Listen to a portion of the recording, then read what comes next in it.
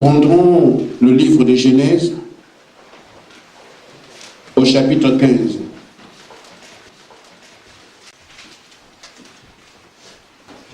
Nous allons lire du verset 13 au verset 16.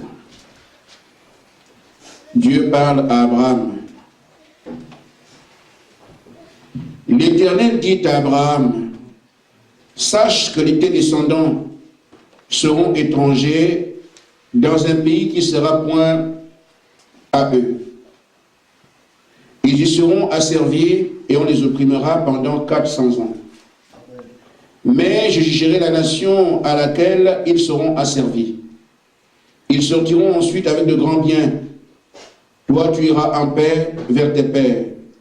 Tu seras enterré après une heureuse vieillesse. À la 4e génération, ils reviendront ici, car l'iniquité des Amoréens n'est pas encore à son comble. Exode, chapitre 23, verset 23. Mon ange marchera devant toi et te conduira chez les Amoréens, les Hésiens, les Phérésiens, les Cananéens, les Éviens et les Jébusiens, et je les exterminerai. Enfin, nous prenons Apocalypse 3,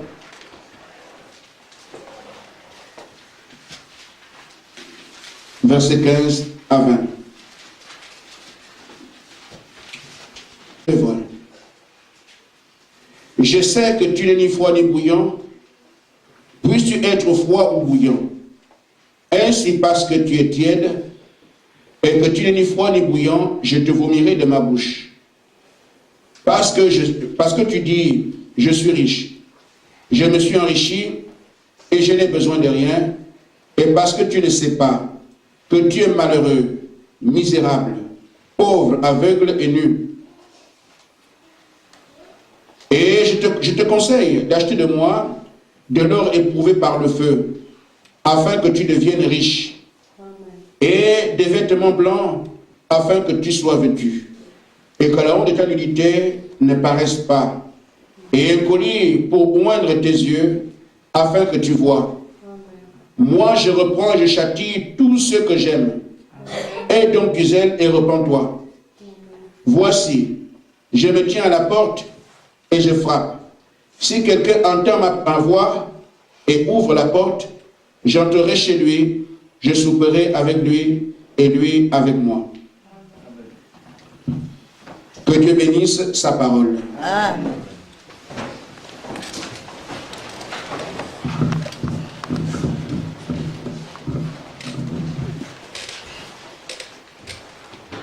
Je voudrais donc que nous puissions nous entretenir autour de la parole de notre Père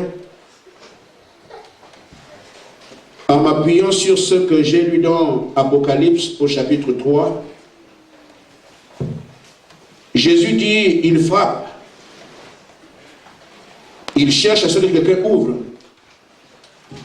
Celui qui ouvrira, il entrera et il va souper avec lui.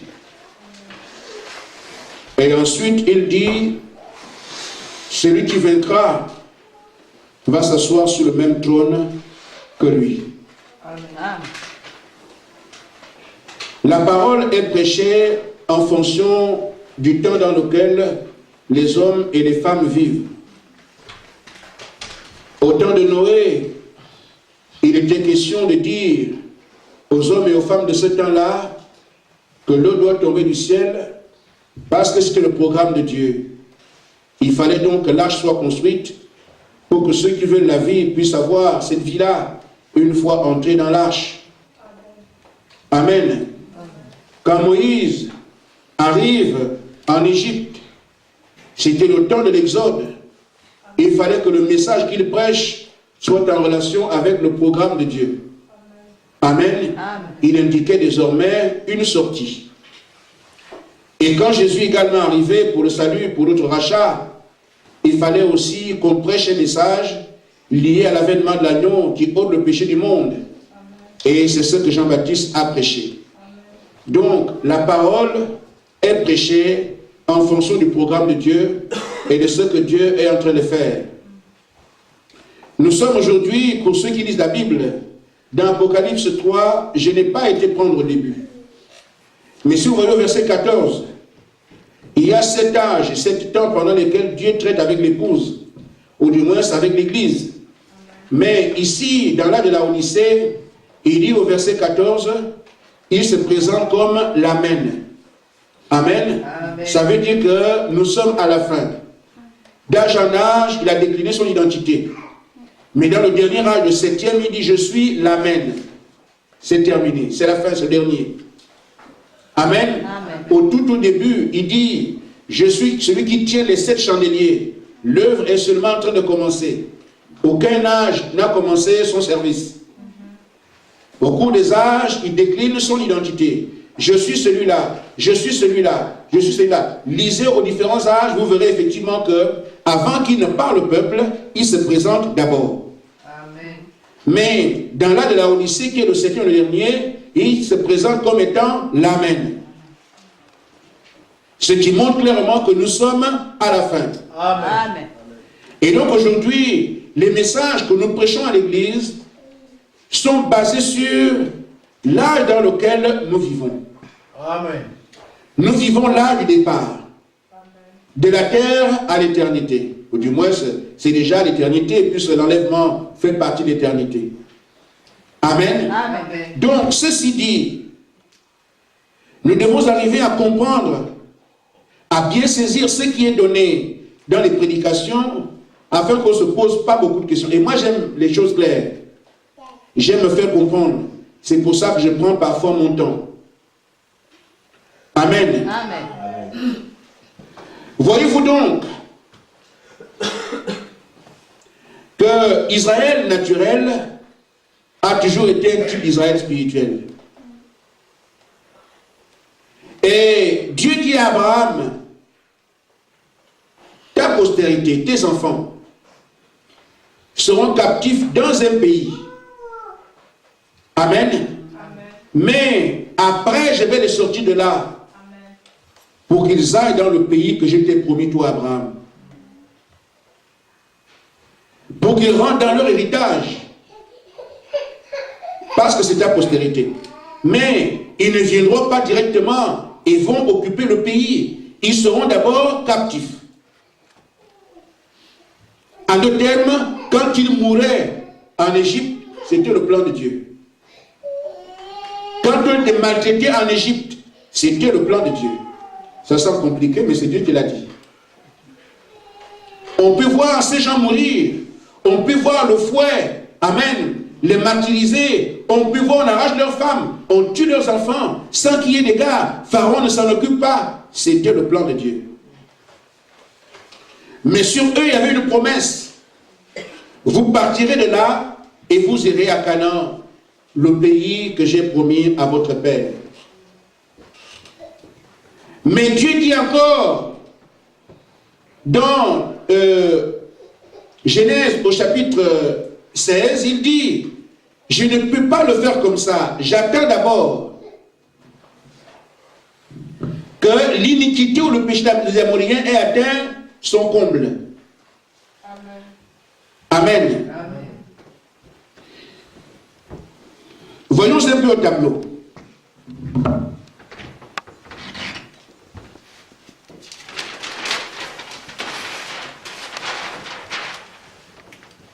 Israël est en Égypte.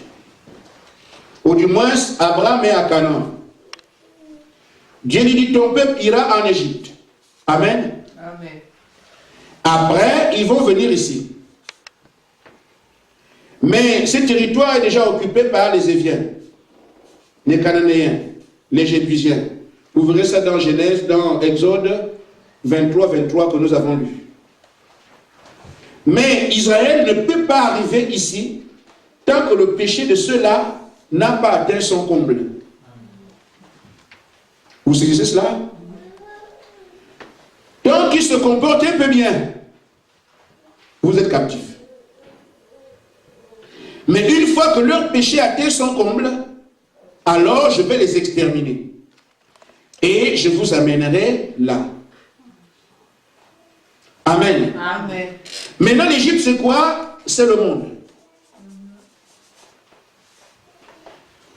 Amen. Amen. Mais nous, les fils de Dieu, nous sommes toujours dans le monde. On est dedans. On vit dedans. Avec nos traditions, nos manières de faire. Parce qu'on a hérité de ce que la terre nous a présenté. Mais nous avons le domaine de la parole qui est notre héritage. Amen. Amen. Mais il y a des gens qui occupent d'abord le terrain.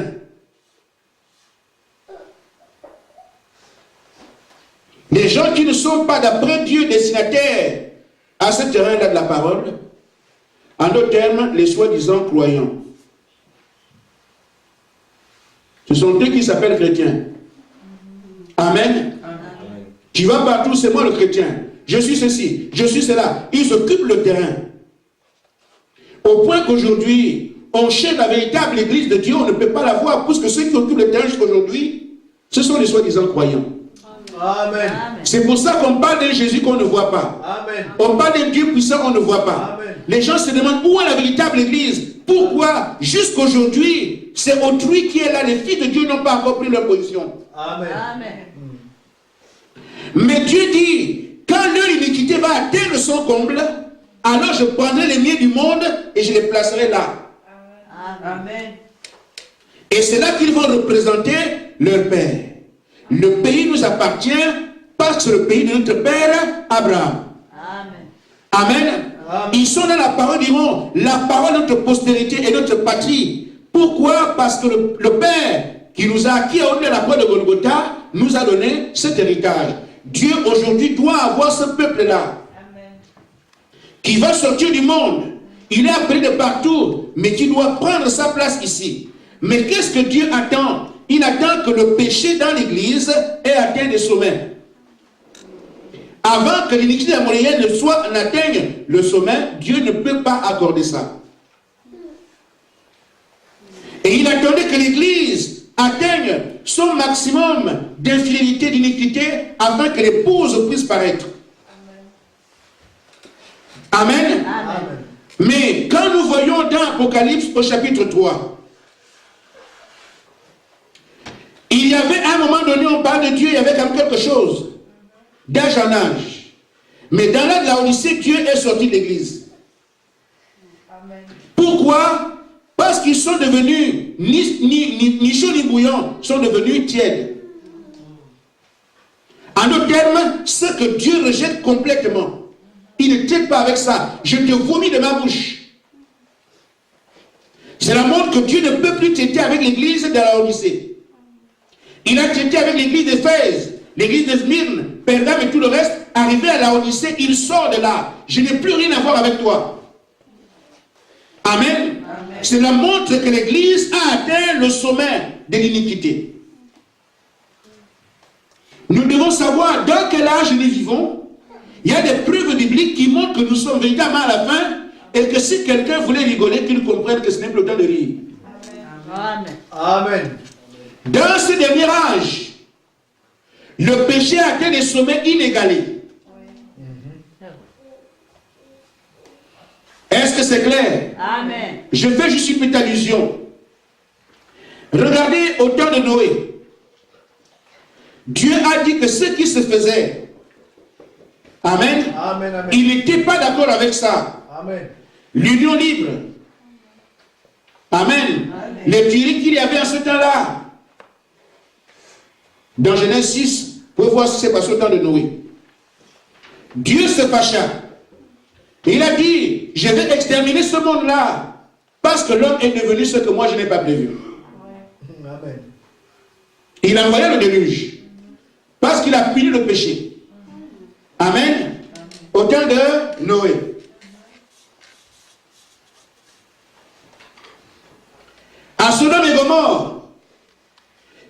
la même chose. Le péché de Sodome est venu jusqu'à moi. Homosexualité et tout ça. C'était Sodome et Gomorrhe.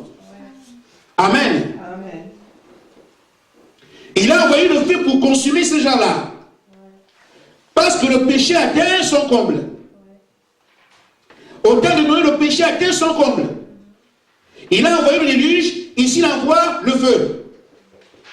Mais Jésus nous dit, dans son avènement, dans Luc 17, 26 à 30, il dit que c'est ce qui va arriver au temps de la fin. Les deux événements, les deux situations seront ensemble. Amen. Ce qui s'est passé au temps de Noé viendra au temps de la fin. Ce qui s'est passé au temps de Sodome et Gomorrhe viendra au temps de la fin. Amen. Amen. Les deux situations qui ont provoqué la colère de Dieu en son temps, les deux se retrouvent ensemble au temps de la fin. Amen.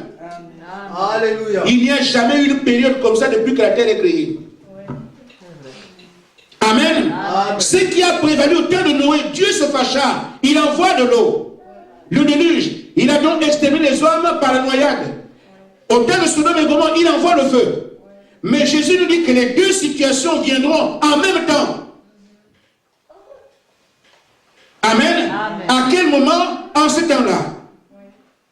Or, ces situations étant en même temps sur la terre, c'est la pire des situations que l'univers n'a jamais connues. Et cela a touché l'Église. C'est pour ça qu'aujourd'hui, l'Église a atteint le comble de son iniquité. Et donc Jésus se retrouve à l'extérieur. Et il frappe. Amen. Cherchant une âme avec laquelle conjuguer. C'est clair? Amen. Je commence mon sujet. Amen. Amen. Amen. Amen. Maintenant, remarquez. La situation de l'Église aujourd'hui que nous dénonçons et que la parole dénonce est une situation qui doit interpeller quelqu'un qui a un peu d'amour pour lui-même. Je ne parle pas d'amour qu'on doit avoir pour le Seigneur, je dis soi-même. Nous avons toujours l'impression que ça va aller, les choses ne vont pas d'elles-mêmes. Quand Dieu vous aime, il vous envoie sa parole. Amen. Dieu a tant aimé le monde qu'a-t-il fait? Il a envoyé son Fils unique qui est la parole. Amen. Et donc quand Dieu vous signifie son amour, il vous envoie sa parole. Amen. Et le message nous a été envoyé. Le message est le message du Saint-Esprit. Que dit le Saint-Esprit dans cet âge? Il a dénoncé ce que l'Église est aujourd'hui.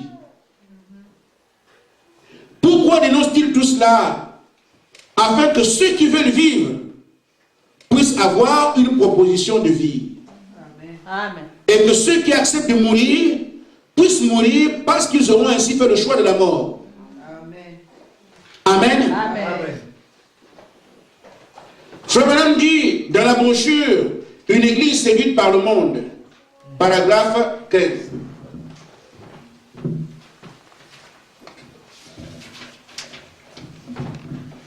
Amen. Amen.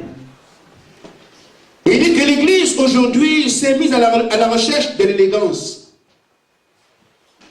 L'église ne traite plus aujourd'hui pour Dieu.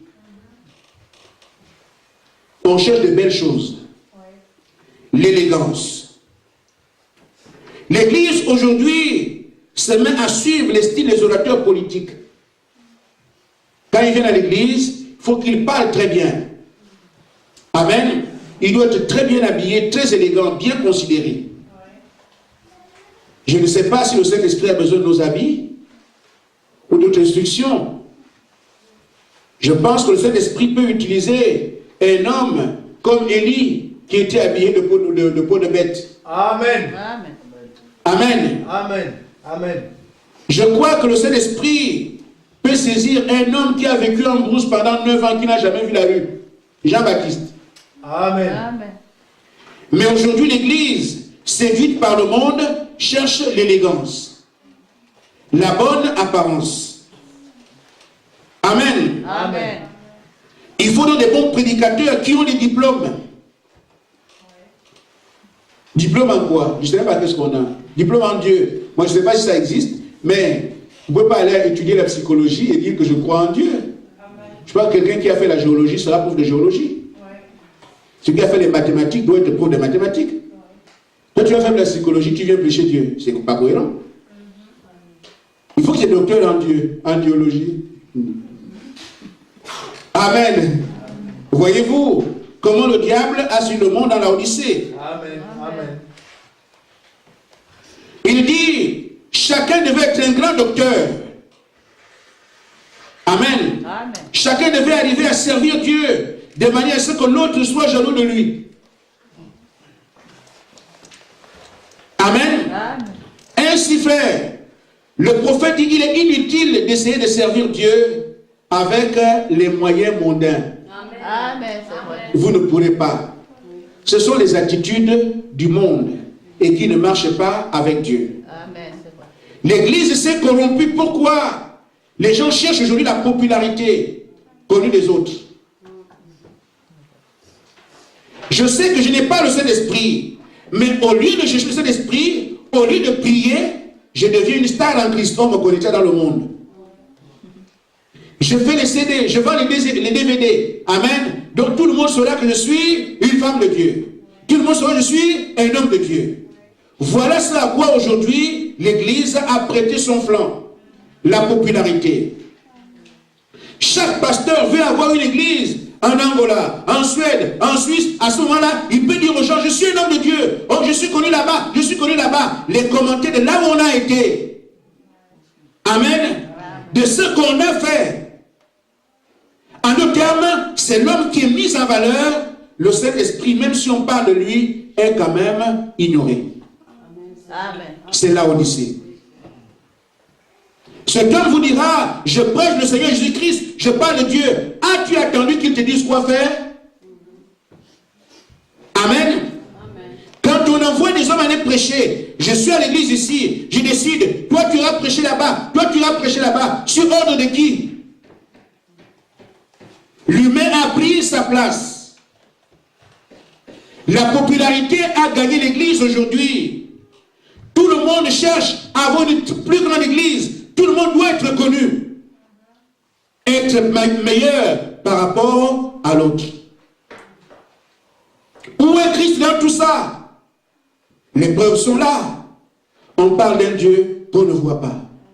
Au point que certains prédicateurs, des hommes de Dieu, déclarent publiquement que Dieu ne guérit plus les malades. C'est honteux. Amen. Amen. Certains disent que Dieu a changé. C'était avec les apôtres. Pour nous aujourd'hui, ce n'est pas ça. C'est honteux. Amen. Parce que Jésus a dit, je ne vous laisserai pas orphelin, je viendrai à vous. Je serai avec vous jusqu'à la consommation des siècles, jusqu'à la fin du monde. Ce n'était pas à Pierre de vivre jusqu'aujourd'hui. C'est que chaque croyant d'âge en âge, Jésus-Christ devait être avec lui. Et s'il ne change pas, il ferait exactement les mêmes choses. Amen. Amen. Amen. Amen. Aujourd'hui, dans l'église, il a dénoncé que tu es pauvre, aveugle et nu. Dans l'église du Dieu vivant, les femmes viennent nues. Les sous-vêtements paraissent dans l'église.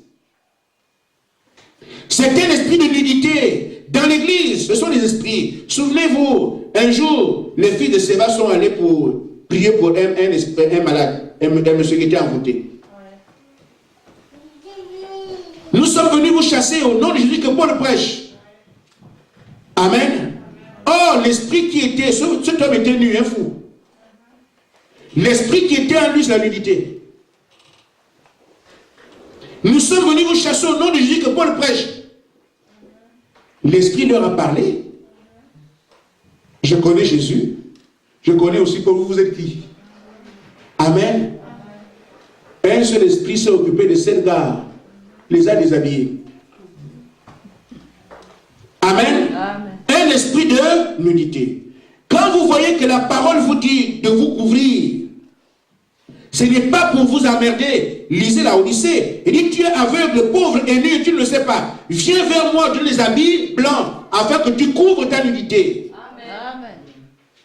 Les habits blancs, ce n'est pas ce qu'on achète le tailleur. C'est la parole prêchée pour vous amener à couvrir votre corps. Amen.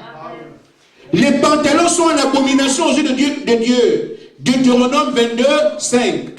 Alors, quand cette femme s'habillera en pantalon et pensera qu'elle fait du bien, mais la parole a déjà dit que tu es en abomination, et un homme envoyé de Dieu dénoncera ça. Son église va se vider, il restera avec les toits du royaume. Amen. Pourquoi la nudité tient beaucoup de femmes dans le monde? C'est l'âge de la Odyssée. Amen. Ce n'est qu'un seul tissu. Pourquoi insister mettre le pantalon alors que mettre une jupe ne te tue pas?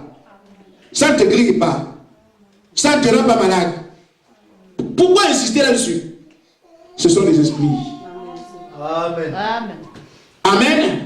Que celle qui insiste là-dessus à mettre son pantalon, qu'elle mette une jupe, on verra dans quelle morgue l'a amener. Amen. Qu'est-ce qui fait qu'on veuille continuer à lutter contre ce que la parole dit? C'est parce que l'opposition vient toujours du diable. Amen. C'est l'ennemi qui est là. Et aujourd'hui, regardez les églises. Combien de femmes sont dans cette condition dans l'église et qui crient Seigneur, Seigneur, nous te bénissons, nous te... alors que lui tourne le dos. C'est l'âge de la Odyssée. L'abomination atteint son comble. Avant mai 68, il n'y avait pas ça. Depuis qu'on est arrivé à mai 68, les femmes ont commencé à gréver. Ça a commencé en France ici. Égalité homme-femme. Tu mets la culotte, je mets la culotte. Tu mets les lunettes, je mets les lunettes. Tu fais la cuisine, je fais la cuisine. C'est depuis ce moment-là que la terre entière a été polluée. Ça a commencé ici en France. Amen. Et dans le monde entier, toutes les femmes mettent les pantalons d'habillement d'hommes. Elles se permettent aujourd'hui de couper les cheveux à la garçonnette. Pourquoi on dit à la garçonnette? On devait dire la fillette. Parce que les cheveux des hommes sont comme ça. Ce n'est pas pour les femmes. La femme a la chevelure qui lui est donnée comme voile. Mais pourquoi les démons sont rentrés dans l'église? Et un pasteur non averti ne prêchera pas dessus. Il n'en sait absolument rien. Mais quelqu'un qui vient, qui parle de ces choses, comme j'en vois même pas sur le net, oh c'est quoi ça? C'est quoi les nouvelles choses? La parole n'a pas d'âge. Amen. Ce ne sont pas de nouvelles choses. Elles sont là depuis, mais l'aveuglement de la Odyssée. Amen. Amen. L'église aujourd'hui est devenue simplement un repère d'escrocs, de pasteurs. Amenez l'argent, amenez l'argent, amenez l'argent. Lui s'enrichit, le peuple pleure. Amen, c'est vrai. Amen. Quand on dit on doit rouler en belle voiture, on verra qui commencera. Amen. Vous devez avoir de beaux habits. On va voir qui va commencer. C'est toujours par lui que ça commence. Mais nous aimerons que si on doit avoir de beaux habits, parce que Dieu bénit, ça commencera par un petit au fond là-bas. On dit oui. Mais pourquoi ça commence par le pasteur? On dit que Dieu a des yeux que sur la chair. Amen. La parole qui est prêchée va dans l'église et vient à la chair. Si Dieu bénit, il bénit tout le monde sur la même base. Amen. Amen. Parce que Jésus a dit dans Matthieu 23, il dit vous êtes tous frères. Un seul est votre chef, c'est le Seigneur. Donc s'il bénit, nous sommes pareils. Amen. Amen. Regardez frère, je dis bien escroc. On ne prêche pas la parole de Dieu pour l'argent. Et quand on fait l'apologie de l'argent dans l'église, vous adorez le diable. Parce que le Dieu de l'argent s'appelle Mammon. Amen. Et Jésus va loin et dit que ces gens-là qui cherchent ces choses sont des païens. Amen. Matthieu 6. Matthieu chapitre 6, versets 31 à 32. Jésus dit ceci. Oh, j'aime Jésus, c'est bien. Mais Jésus a dit, si vous m'aimez, gardez ma parole. Amen. Il dit, verset 31, ne vous inquiétez de rien. Ne vous inquiétez non point. Et ne dites pas, que mangerons-nous?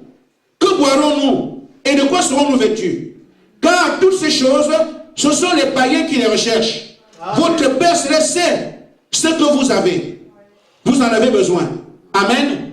Cherchez premièrement le royaume des cieux. Amen.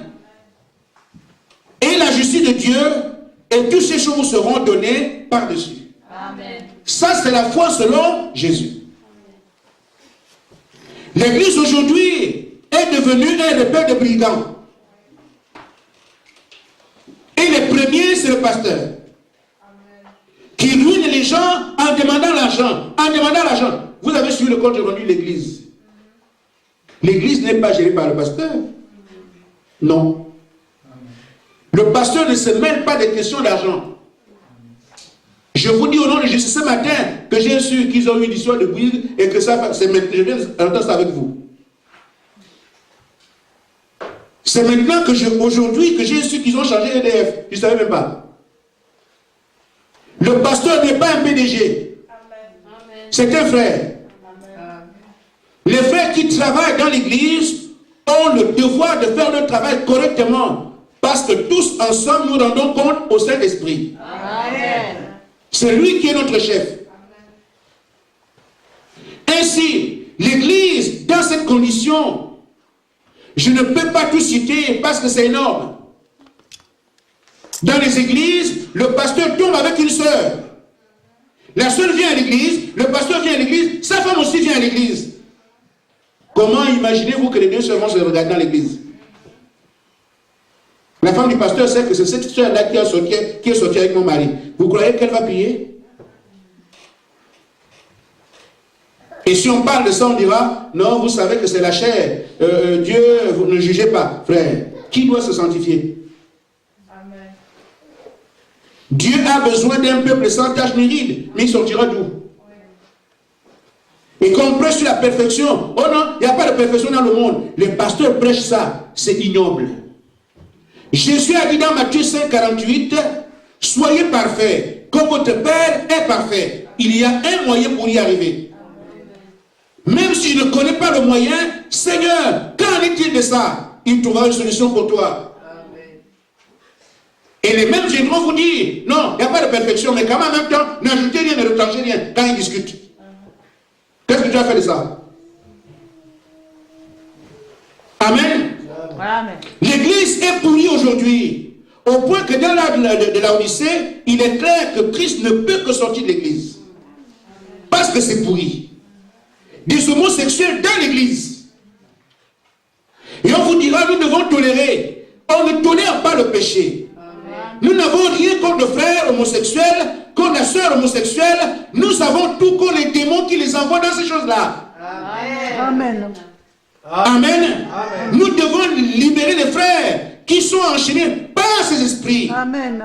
Et nous amenons les hommes et les femmes qui en son temps étaient loin de ces démons au ciel. Amen. De là à dire tolérer, tolérer, non. On vient nous finir les filles. Non, ce sont des démons dans nos agapes. Amen. Je ne parle pas des hommes, je parle des esprits. Amen. Parce que nous ne combattons pas contre la chair ni le sang, nous combattons contre les esprits qui veulent nous tromper. Amen. Et à la lumière de la parole, nous voyons clair. Amen. Amen. Dans les églises qui sont dans une condition comme celle-là, qu'est-ce que Dieu peut faire? Il ne peut que se retirer. Et maintenant il dit, mais je veux entrer. Dans la Odyssée, je suis à l'extérieur. Mais je veux entrer. Mais Frère Branham dit dans la brochure humilitoire, cette condition peut être générale pour l'Église. Elle peut être aussi une condition personnelle. Amen. Quelqu'un dans la Odyssée, quand on dit la Odyssée, on ne va pas rencontrer la Odyssée quelque part. Ce sont les hommes qui vivent dans cet âge-là, qui sont sujets à toutes ces choses. Et la parole est prêchée de manière à ce que chacun dise, non, j'enlève ma liste, j'enlève mon nom de cette liste-là. Amen. Amen. Amen. Amen. Dans la brochure militoire, paragraphe 75, Frère Branham dit, en vérité, Dieu ne mettra jamais son esprit dans un temple malsain, inique et désobéissant. C'est pour ça qu'il ne peut pas conjuguer avec l'église de la Odyssée. Il ne mettra jamais son esprit dans un temple malsain, inique et désobéissant.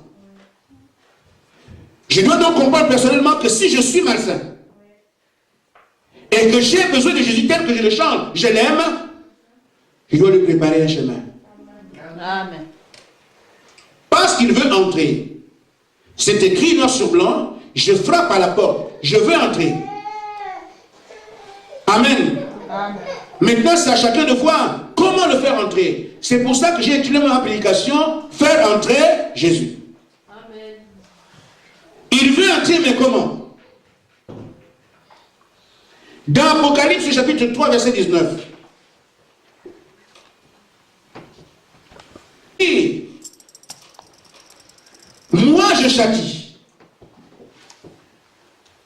Pourquoi, frère? L'or vient toujours des mains de la terre avec des impuretés.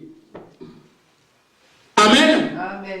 Nous ne pouvons pas directement du monde partir du monde. Amen. Et directement devenir chrétien. Non. Dieu doit battre l'or que vous êtes afin de dégager toutes les impuretés. Amen. Amen. Amen. Il ne vous prendra pas comme ça. C'est pour ça qu'il commence par châtier. Moi je châtie, je reprends. Il t'amène la parole. Amen.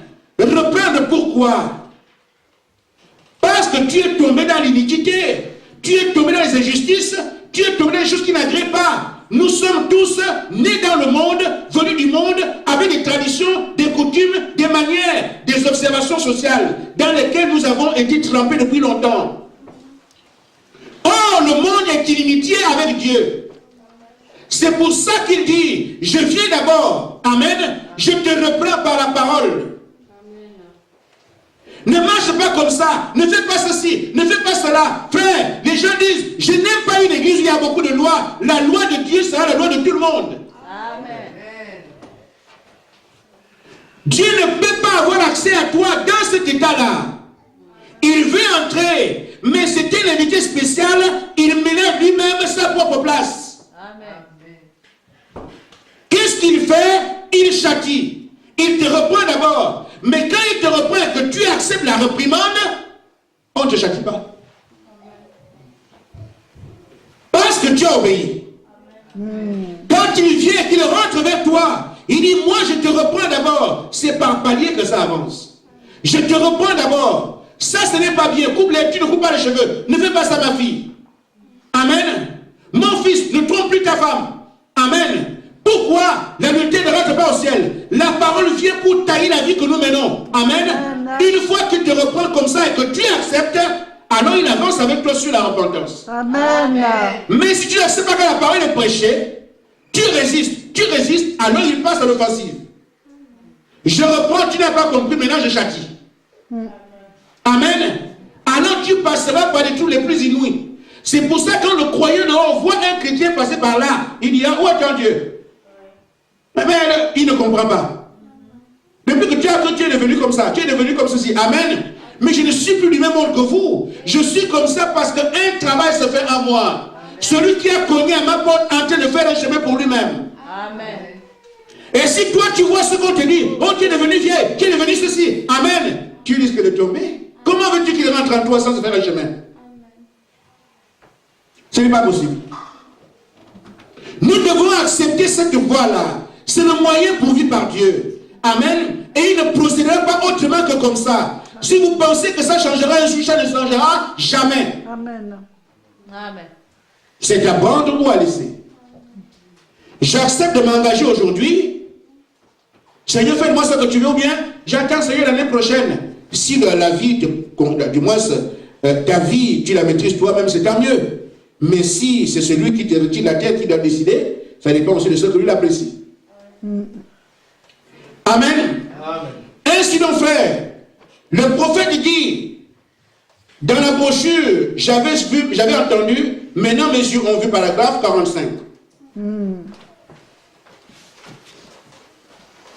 Moi j'aime cela parce que le message m'ouvre les yeux.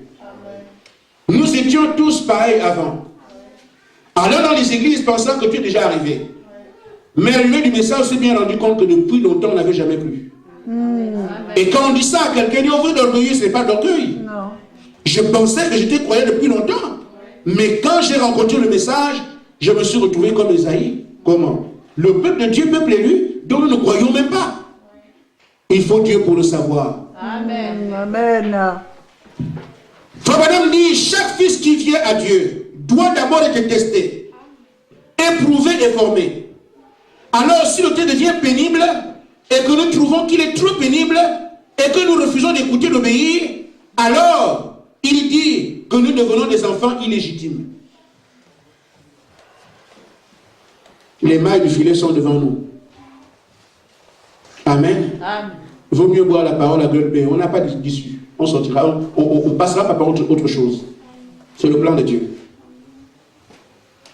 Amen. Amen. L'épreuve doit être là. Le test doit être là. Amen. Il doit arriver à nous former ainsi. Il dit, si on refuse le test, alors nous devenons des enfants illégitimes. Et non un enfant de Dieu. En effet, il n'y a rien qui puisse nous séparer de notre Père. Amen. Vous voyez, nous sommes une partie de lui. Et rien ne peut nous séparer. Vous ne pouvez pas non plus nier, amen, que vous êtes vous-même. Nous avons la même nature que Dieu. Nous sommes les fils de Dieu. Qu'est-ce qui va nous séparer de lui? Rien. Que ça soit dur, que ça soit simple, nous serons toujours là parce que nous reconnaissons que nous sommes ses fils. Amen. Et la parole nous est prêchée afin de nous soutenir. Quand nous disons, Seigneur, soutiens-moi en chemin, on attend une main dans les visites qui viennent, vous ne trouverez pas cette main-là. Amen. Amen. Seigneur, soutiens-moi. Amen. Et tu attends que quelqu'un va te rencontrer dans l'obscurité, quelque part, te tenir la main pour te soutenir, ou bien te pousser. Non, il prêchera la parole. Amen. Seigneur, aide-moi. Oui, je vais t'aider, c'est bien. Mais vous croyez qu'il va envoyer des lettres à la poste pour qu'on te recrute? Non. Il donnera la parole. L'amour de Dieu s'exprime toujours par la parole. Seigneur, aide-moi. Seigneur, soutiens-moi. Mais tu es à la maison. Amen. Seigneur, aide-moi. Seigneur, soutiens-moi. Tu ne tiens pas compte de ce que la parole dit. Or, quand nous sommes en train de parler ce matin, il a préparé quelque chose pour chacun de vous. Amen. Je vois comment l'église est calme. Il y a des gens qui se retrouvent. Amen. Amen. Et c'est ça qu'on appelle le Dieu qui soutient son peuple. Par la parole. Ainsi, nos frères, si nous ne sommes pas des enfants illégitimes, nous devons accepter et comprendre une fois pour toutes que nous devons passer par là. Il n'y a pas un seul qui échappera à la règle. Vaut mieux l'embrasser maintenant. Amen. À moins que vous ne soyez une fille ou un fils illégitime. En d'autres termes, quelqu'un qui n'est pas le fils de Dieu, qui venait la garde des enfants de Dieu parce qu'il voulait se réveiller. Mais si tu sais que tu es un fils de Dieu, tu passeras par là. Amen.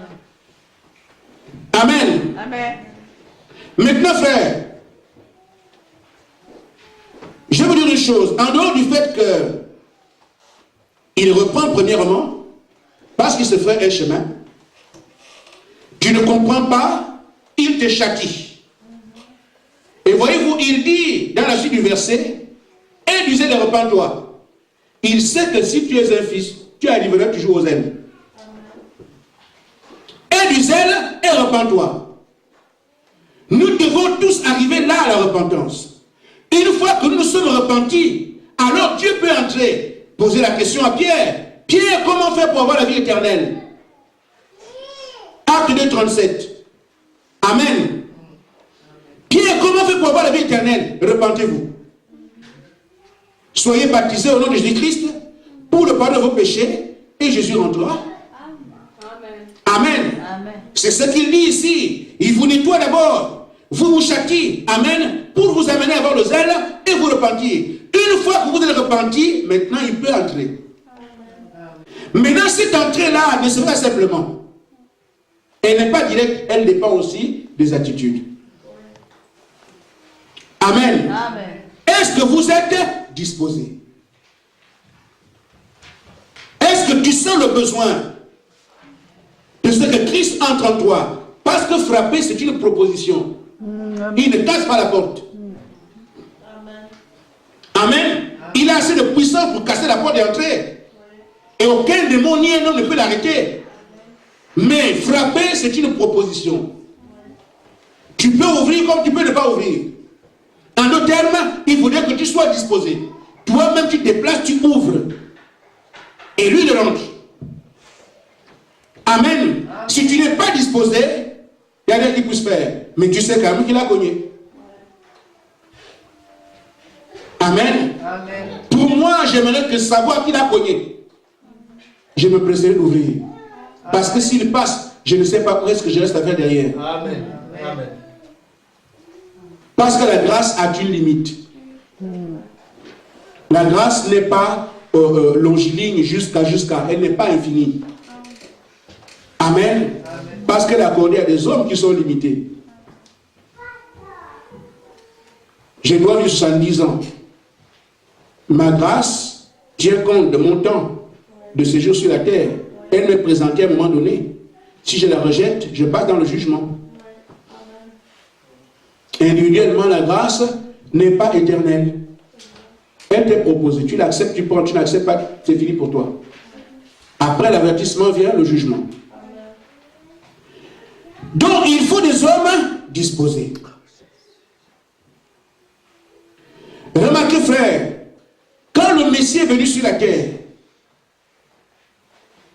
les mages avaient vu l'étoile. Et ils suivaient cette étoile-là. Pendant que les mages suivaient l'étoile, ils sont arrivés jusqu'à Jérusalem. L'étoile a disparu. À un moment donné, ils ont fixé les yeux sur les étoiles. L'étoile nous conduira toujours vers le Messie. C'est pour ça que dans Apocalypse 1, le chandelier a cette étoile. Si vous suivez l'étoile, vous trouverez le Messie dans votre temps. Amen. Si les gens n'ont pas l'étoile de la Odyssée, ils peuvent vous dire, nous prions, nous croyons, ils ne croient pas. Parce qu'il n'y a que l'étoile pour nous amener au Messie. En d'autres termes, l'étoile, c'est le messager. Vous n'avez pas le messager de votre temps, vous n'avez pas la vie. Ça, on ne peut pas négocier ça. Amen. Amen. Oh, nous aussi on croit, je suis témoin de Jéhovah, je suis sur cela. Amen. Si tu connais l'étoile, tant mieux. Mais si tu ne peux pas regarder l'étoile, tu ne sauras même pas que le Messie est né. Mais les mages ont suivi l'étoile. À un moment donné, ils sont restés avec l'étoile jusqu'à ce qu'ils aient mélangé à la conduite de l'étoile leur capacité de compréhension. Il fallait toujours continuer à suivre l'étoile, jusqu'à ce que l'étoile arrive où se trouve le Messie. À un moment donné, ils ont perdu l'étoile quand ils ont commencé à réfléchir. Ça ne peut qu'être à Jérusalem. Amen. Mais ça ne peut qu'être à Jérusalem. C'est vrai qu'on vous a amené vers Jérusalem, mais ce n'était pas Jérusalem, c'était Bethléem. Amen. Ils ont suivi l'étoile. Quand ils ont commencé à marcher, en suivant l'étoile, en cours de route, ils perdent l'étoile. Pourquoi? Parce qu'à un moment donné, ils ont commencé à dire, mais là-bas c'est Jérusalem, donc c'est là-bas que ça se trouve. Mais non, il fallait seulement regarder l'étoile. L'étoile n'allait pas à Jérusalem. L'étoile allait à Bethléem. Et si nous qui croyons au message, nous devons suivre ce que le prophète a dit. Amen. Nous devons suivre et vivre ce que le prophète a prêché. Quand nous sortons à côté, nous continuons à travailler, à chanter, à parler en langue, à prophétiser. Nous sommes devenus de grandes dénominations comme Jérusalem. C'est pour ça que ça doit être un travail collectif. Pasteur, tu as prêché ça, mais moi j'ai vu ça ici. Je n'ai pas honte de corriger, je vais aller au ciel. Amen. Amen. Ça ne sert à rien de continuer à insister. Il y a des hommes de Dieu, on lui demande la parole, ils préfèrent insister. Nous ne croyons pas ça comme ça. C'est une question d'opinion. Frère, la parole est présentée par l'opinion. L'opinion de qui? Dieu est roi. Amen. Amen. Et nous marcherons ainsi. Ainsi donc, frère, pourquoi l'étoile n'est pas allée à Jérusalem? Parce que Dieu savait que là-bas, Jésus ne serait pas le bien reçu. Il ne serait pas bien reçu parce que ceux qui étaient là-bas étaient déjà des bons prédicateurs, des grands hommes de Dieu, des gens qui ont des grandes religions. Amen. Ils ne pouvaient pas recevoir le Messie. Mais remarquez, frère, dans le livre de Luc, au verset 8 à 14, vous allez voir, les anges, pour annoncer l'avènement du Messie, vont vers les bergers. Mais comment ça? On devait annoncer l'avènement du Messie à Jérusalem, là où il y avait des grands hommes de Dieu, il y avait le Sanhédrin, il y avait des Lévites qui lisent la parole depuis leur jeune âge. Ils étaient mieux placés pour recevoir l'information capitale de l'humanité. Mais Dieu ne leur dit rien. Il va révéler ça à des bergers. Amen. Amen. Comment expliquer ça, frère? Dieu a changé de phase. Mais parmi les hommes, il n'y a personne pour le recevoir. Amen. Mais cet homme aussi est un agneau. Je changerai de phase. Je préfère utiliser la phase agneau et l'amener vers là où il sera bien accueilli. Parce qu'il sait qu'un berger, quand il voit un agneau, il est content. Amen. C'est des gens qui étaient disposés à recevoir l'agneau. Et quand c'est pour ça que l'information leur est parvenue. Et quand ils ont entendu ça, ils ont jubilé de joie. Les anges et tout ça chantaient ensemble. Pourquoi ils étaient disposés à le recevoir? Si tu n'es pas disposé, ça ne sert à rien. Amen. Amen. Je suis le grand pasteur tel. Je suis la grande soeur qui fait ceci. Tu n'es pas disposé. Amen. L'agneau ira ailleurs. Amen. Dieu ira cogner ailleurs, là où il peut être, là où on peut le laisser entrer. Amen. Amen. Notre problème, c'est nous-mêmes. Je ne me sens pas encore prêt. Oh, moi, je sens indigne. Frère, comment tu peux être propre avant d'aller sous la douche pour te laver? C'est comme ça que le diable nous surprend. Il y a une dame qui me disait, pasteur, je sais que ce que tu dis est vrai, mais je fais encore beaucoup de péchés, je ne peux pas venir là-bas. Amen. Mais ma soeur, tu vas arrêter les péchés quand et comment? Amen. Et donc, je sais que ce que tu prêches, moi, je sais que tu prêches la parole de Dieu. Je vois aussi comment tu vis avec ta femme. Je sais que vous avez la vérité. Mais, tu ne peux pas venir dans une église là. Moi, je préfère aller là où on ne nous dérange pas là. Amen. Amen. Mais, pour être propre, il faut se laver quand tu es sale. Voilà quelqu'un qui vous dit, je ne viendrai pas sous la douche parce que je suis encore sale. Mais tu vas te laver où? Il faut aller sous la douche, aller à l'église pour que la parole te taille. À ce moment-là, tu deviendras ce que tu dois être. Amen. Amen. Et la plupart des hommes et des femmes sont dans cette condition aujourd'hui. Aimer aller là où on parle seulement de Jésus, s'il y a un péché, oh non, moi je ne regarde pas ce que le pasteur fait. Moi je regarde, je ne vais pas là-bas pour lui, je vais pour moi-même, frère. Quand le pasteur est fini, vous êtes fini. Si le pasteur ne mène pas une vie de sanctification, il pollue l'église. Amen. Amen. Amen. Et c'est pour ça que chacun de nous, pour accueillir Jésus en soi, vous devez être disposé.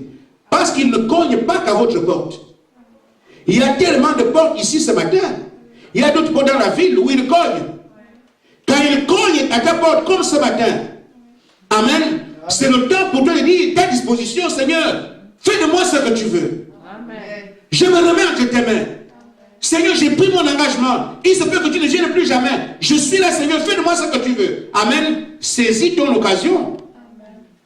Sois disposé. Si tu n'es pas disposé, quand tu n'ouvres pas, il va ailleurs. C'est pour ça que les pharisiens n'en savaient rien au sujet de l'avènement du Messie. Très suffisant, très connaisseur, très intellectuel, très croyant. Amen. Et qu'est-ce qu'il a fait la dévier? Alors du fait que vous devez être disposé, amen, vous devez aussi être des hommes qui l'aiment. Amen. Amen. Remarquez, frère, la manière qui est la nôtre de penser que nous aimons Jésus, c'est de dire, j'aime le Seigneur et ne pas avoir honte. Ce n'est pas ça. Tu vas dans le tram, j'aime le Seigneur. En tout cas, j'aime le Seigneur. Vous devez le savoir, j'aime le Seigneur. Ça, c'est l'expression. Quand j'avais demandé au frère Edouard un jour, frère Saint-Cyr, est-ce que tu vois vraiment que j'aime ma femme? Il dit, frère, je le sais. Il dit, tu es sûr que tu sais que j'aime ma femme? Il dit, oui, je le sais. Je dis, je veux que l'on sache ça. Amen. Pourquoi? La parole me fait obligation. Amen. Tu aimeras ta femme. Femme, sois soumise à ton mari en toutes choses. Et homme, aime ta femme. Je veux quand même que quelqu'un trouve que je le fais. Il se peut que moi-même j'ai des insuffisances. Mais, que disent les frères? Amen. Mais comment les frères voient ça? Est-ce qu'ils voient ce que moi j'ai vu? Parce que je sais que je l'aime. Mais est-ce que quelqu'un doit voir la même chose que moi? J'ai demandé au frère, il dit, je sais frère, je sais que tu aimes ta femme. Il dit, ah, je voulais, j'ai le cœur en paix. Comme ça, comme tu sais ça, alors Dieu m'a vu. Amen. Amen. Je veux être agréable au Seigneur. Qu'est-ce que je fais? Je fais ce que je peux. Je n'aime pas savoir que ma femme a un besoin sans répondre. Quel que soit ce que ça peut me coûter. Je préfère aller en découvert. pourvu qu'elle n'ait pas de problème. Amen. Je reste à régler, découvert après. Mais je vois d'abord la joie. Amen. Quand j'ai vu cette joie-là, je dis, Seigneur, tu as vu comment j'étais ta fille? Alors quand je vais prier, écoute-moi aussi. Amen. Mais ce n'est pas de cet amour que Jésus parle. Ce n'est pas le petit dans le russe que j'aime le Seigneur que Jésus parle. Il dit, si vous m'aimez, gardez mes commandements, la parole. Jean 14, 15. L'amour que Jésus regarde, ce n'est pas que tu vas chanter, tu n'as pas eu honte, que tu prêches, que tu fais, ce n'est pas ça. L'amour de Dieu, Dieu dit, Jésus dit, si tu m'aimes, garde alors ma parole. Quand la parole sera prêchée comme ce matin, en te disant, le Seigneur frappe à ta porte, ouvre. Amen. Ça a été prêché. Si tu l'aimes, répands-toi. Amen. Tu ne sortiras pas d'ici à aller dire, j'aime le Seigneur, alors que la parole a été prêchée, tu étais là, tu as tout attendu. C'est un faux amour. Amen. En nos termes, c'est la perfidie. Et la Bible dit, j'agis perfidement avec les perfides. Amen. Ne sois donc pas étonné que tu vas prier, feras ceci, feras cela. Ça ne vient pas. Amen. Parce qu'il t'a parlé, tu l'as rejeté. J'insiste sur ces choses parce que nous sommes dans l'âge de la Odyssée. Il n'y a pas un autre après. C'est le temps maintenant pour que chacun de nous prenne ses dispositions et de manière définitive. Amen. Que ça soit bon, j'avance. Que ça soit mauvais, j'avance. Amen. Vous arriverez à un stade où vous remerciez le Seigneur. Oh Dieu, ton amour s'est exprimé en ma faveur. Je pensais que tu me punissais. Je pensais que c'était difficile. Mais c'est pour moi que tu as fait ça. Amen. Ainsi donc, il a besoin des gens qui l'aiment. Sinon, il ne viendra pas. Regarde le livre de Luc 24.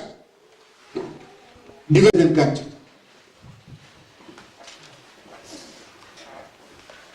Jésus est mort.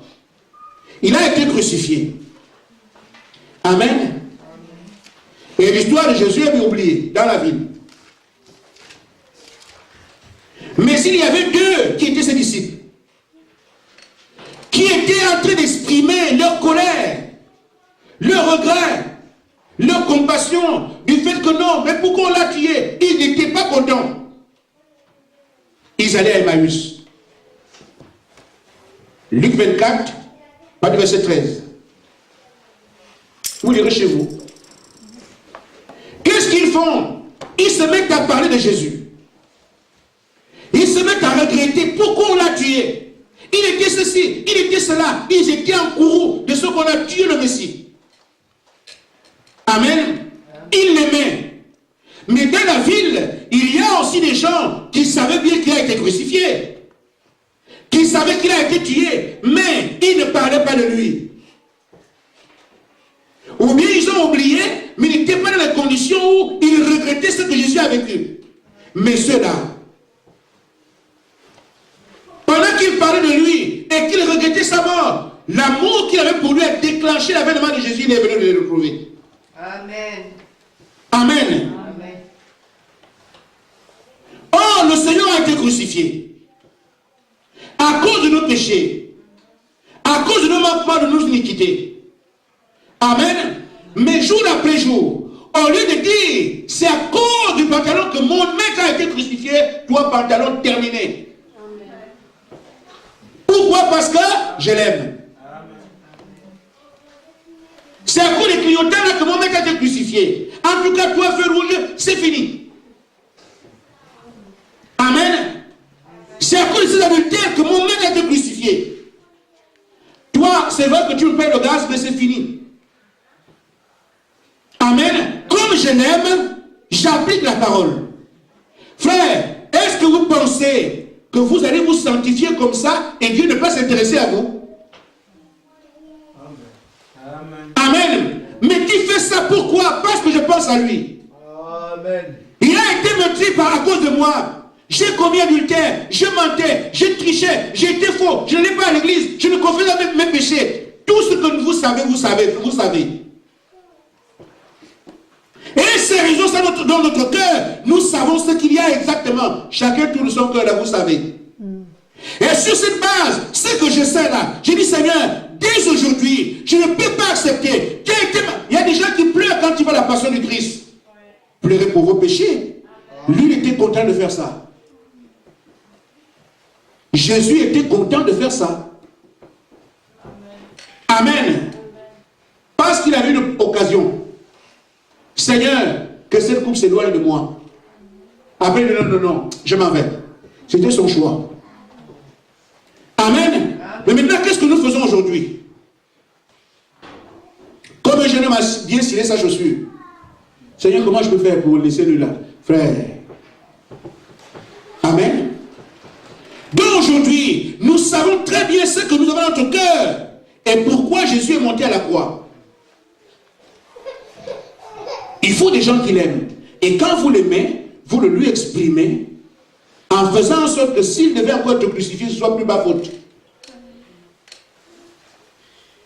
J'ai enlevé ceci, j'ai enlevé ceci, j'ai enlevé ceci, j'ai enlevé ceci. Amen. Amen. Une femme qui attend que son mari rentre chez elle. Elle arrange bien la maison. Vous croyez que vous vous sanctifiez comme ça, Jésus ne vient pas? Non. Amen. C'est la deuxième attitude. Aimer Jésus, qui consiste à appliquer la parole, à vous sanctifier, pour qu'il puisse venir. Nous voulons qu'il rentre. C'est là dans lequel il doit rentrer. Je cogne. C'est écrit, non? Je frappe. Celui qui ouvre, je viens. Première attitude, être disposé. Deuxièmement, l'aimer. Amen. Dernière chose, croire en lui. Amen. Remarquez, frère, sans la foi, vous ne pouvez pas être agréable à Dieu, c'est impossible. Croire sa parole. Mais, voyez-vous, il y avait un homme appelé Bartimée. Il était aveugle. Je parle de Jésus qui doit venir entrer chez vous. Cet homme était aveugle. Mais, il verrait sa condition. Mais pendant qu'il voyait sa condition, il s'est souvenu de ce que Dieu a fait d'âge en âge dans son peuple. Ah, j'ai appris que la mer rouge a été ouverte au temps de Moïse. Oh Seigneur, si ce Dieu pouvait être avec moi aujourd'hui, je ne serais plus aveugle. La puissance de Dieu manifestée d'un âge donné, il ramène ça à sa condition. Parce qu'il avait un besoin. Les yeux étaient fermés. J'ai appris que Josué a été le soleil. Ah, Seigneur, si ce Josué était encore là, mes yeux ne seraient pas ici. Amen. Amen. J'ai appris qu'Élie était allé au sommet de la montagne. Et quand il a prié là-bas, le feu est tombé du ciel. Ah, si Élie était là aujourd'hui, je n'aurais pas eu les yeux comme ça. Amen. Et on l'a bousculé. Mais, Bartimée, qu'est-ce que tu fais sur la route? Oh, je suis en difficulté. Je me souviens de ce que Dieu faisait dans son temps. Ce qu'il a fait avec Moïse. Ce qu'il a fait avec Élie, même Élisée. Et moi, j'ai les yeux fermés. Ah, tu n'es pas au courant? Au courant de quoi? Mais Jésus de Nazareth, il fait les mêmes choses en ce moment-là en Israël. Quoi? Jésus de Nazareth, Bartimée, il guérit les malades, il ouvre les yeux des aveugles, les paralytiques marchent. Il est là, déjà il va passer tout à l'heure là. Quoi? Voyez-vous la condition de cet homme? Il avait besoin de Dieu dans sa vie. Amen. Parce qu'il regrettait la condition qui était la sienne. Il avait besoin de Dieu. Il ramenait tout à lui-même. Frère, quand vous soupirez, après cette vie, quand nous soupirons, après cette vie, Dieu ne peut pas passer inaperçu, ils sont les cœurs et les reins. Amen. Si quelqu'un a assez de foi dans l'église pour croire que Dieu peut me transformer, il ne peut pas ne pas le faire. Amen. Amen. C'est justement pour ça qu'il cogne à la porte, voir qui va ouvrir. Mais si tu crois que non, moi je ne peux rien, mais lui il peut quelque chose. Je suis disposé, je l'aime et je veux que les bénédictions du ciel tombent dans ma vie. Pour que je sois une personne différente, il ne passera pas sans s'occuper de toi. Amen. La troisième condition pour qu'il rentre. Amen. Et remarquez frère, cet homme était loin. Mais Jésus passait aussi à quelques... Jésus passait loin de lui en fait. Mais le besoin qu'il avait, il n'a pas tenu compte. Mais Jésus vient, il est où? Il passe par où? On lui a seulement dit que Jésus passera par là. Mais il ne savait pas où il devait passer. Mais il a commencé à crier. Amen. Fils de David, aie pitié de moi. Fils de David, aie pitié de moi. À tue-tête. Amen. Pourquoi on peut lui dire, mais tu vois le fils de David où? Amen. Il ne savait pas où Jésus passait. Passait quelque part à côté là. Mais il a commencé à crier. Vous savez, mais si quelqu'un est à Vendeuve, moi je suis ici, je ne peux même pas crier, je sais qu'il m'attend là-bas. Amen. Amen. Nous avons cette capacité de voir que si je suis ici et que l'autre est à quelle distance, je peux crier, m'entendre. Et je peux ouvrir ma voix, je peux parler plus fort pour qu'ils m'entendent. Naturellement, je peux le savoir. Ou bien, si je prends le micro, ça peut quand même l'atteindre là-bas. Amen. Mais, Nicodème n'a pas, Bartimée n'a pas fait ses calculs. Il savait seulement qu'il avait besoin. Que Jésus soit loin, qu'il soit près, ce n'est pas son problème. Il crie seulement, fils de David, aie pitié de moi. Amen. Pourquoi le besoin l'a rendu fou? L'intensité de son besoin. Frère, quand nous voulons obtenir des choses de Dieu, on n'a pas à tenir compte des circonstances, de ce qui se fait à côté, crier seulement. Amen. Amen. Amen. Dans la brochure, l'aveugle Bartimée, frère Madame dit ceci, au paragraphe 25.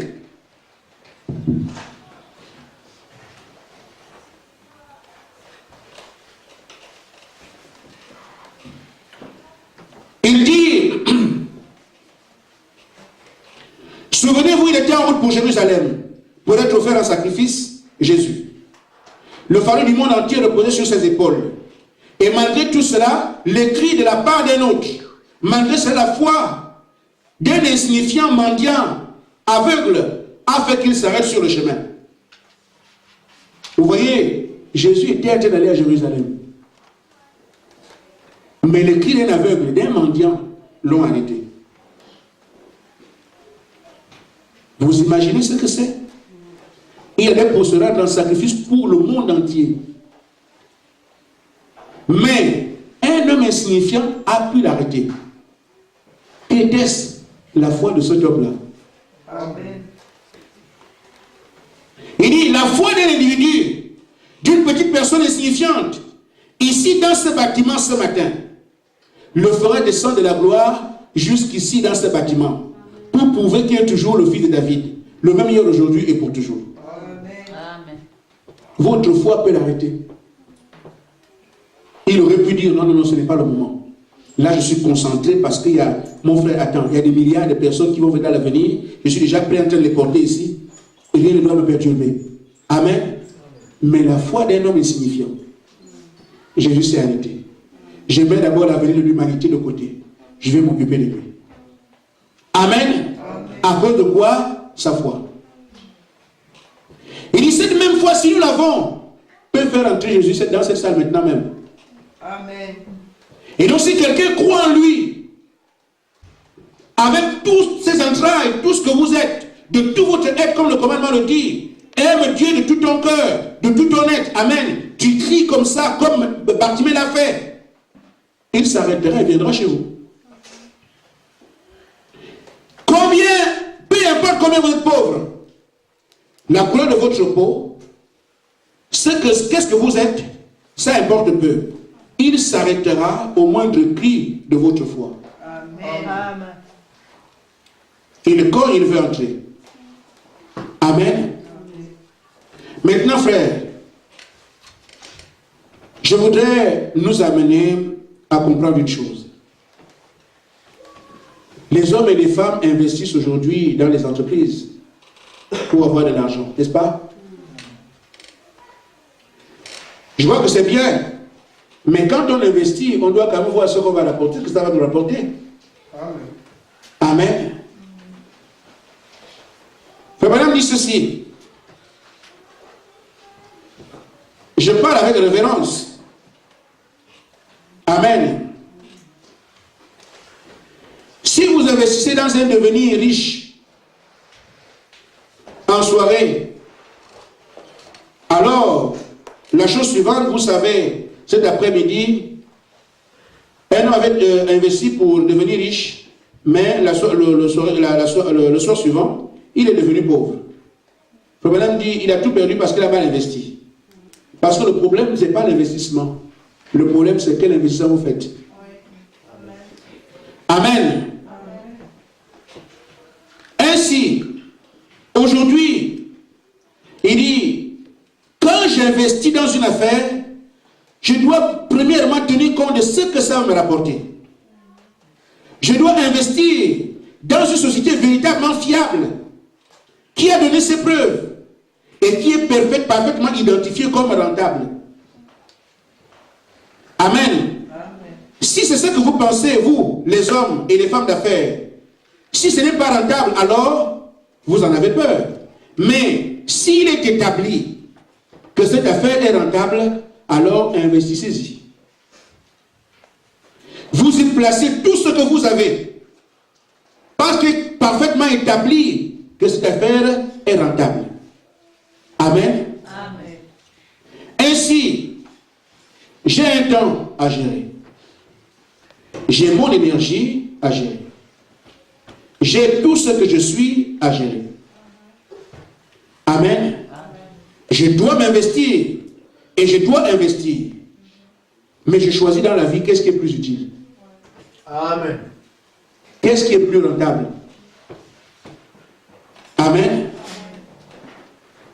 En ce qui me concerne, et chacun fera son choix. Comme nous sommes, je me sens dans l'âge où Jésus aussi cogne. Le mariage cogne. Je veux être belle, ça cogne. Que nous connaissons nos objectifs. Je voudrais simplement, à nos centres d'intérêt, ajouter aussi que le fait que Jésus cogne. Amen. Nous avons chacun de nous des centres d'intérêt. Ceux qui veulent être footballeurs. Amen. Ceux qui veulent être musiciens. Ceux qui veulent être docteurs. Qui veulent être ingénieurs. Tout ce que vous avez comme besoin. Amen. Je rajoute seulement un détail aussi. Il y a aussi Jésus qui cogne. Dans ces différentes entreprises, vous devez faire le choix, vous investissez dans quoi? Et avant d'investir, vous devez bien analyser, qu'est-ce que j'ai après? Est-ce que c'est dans quoi j'investis aujourd'hui? L'affaire est rentable. S'il n'y avait que moi, je parlerais d'une entreprise. Si mes collaborateurs ne sont pas sérieux, ça peut tomber demain. Je peux parler de mes études. Amen. Mais je n'irai pas avec mes études au ciel pour dire, salut, tu vois comment j'ai bien travaillé. Amen. Je n'ai pas dit de ne pas aller à l'école. Je dis seulement, il y a aussi quelqu'un qui cogne. Amen. Je peux accepter de me marier. Mon mariage, amen. Il peut aussi qu'il y ait un divorce. Alors, on étudie les différents cas, le pour et le contre, dans les différents dossiers à gérer, qui sont dans votre cœur, qui sont dans nos vies, les différents dossiers que nous avons. Mais j'ajoute un seul, Jésus aussi cogne. Amen. Et moi, mon choix, je vais investir là où je sais que l'activité est rentable, que l'action n'est pas faillible, que je ne perdrai pas un seul grain. J'investirai pour avoir le Saint-Esprit. Amen. Et cela demande donc, frère, que nous puissions investir dans la prière, dans la consécration, dans tout ce que la parole nous demande. Et être ceux-là qui peuvent dire, Seigneur, j'ai fait ce que tu as dit. S'il y a encore quelque chose que tu me reproches, dis-moi ça, j'arrangerai cela. Je suis toujours prêt à investir. Parce que je sais que le Saint-Esprit, c'est la vie éternelle. Le ciel et la terre passeront, moi je vivrai à jamais. Amen. Que Dieu vous bénisse. Amen.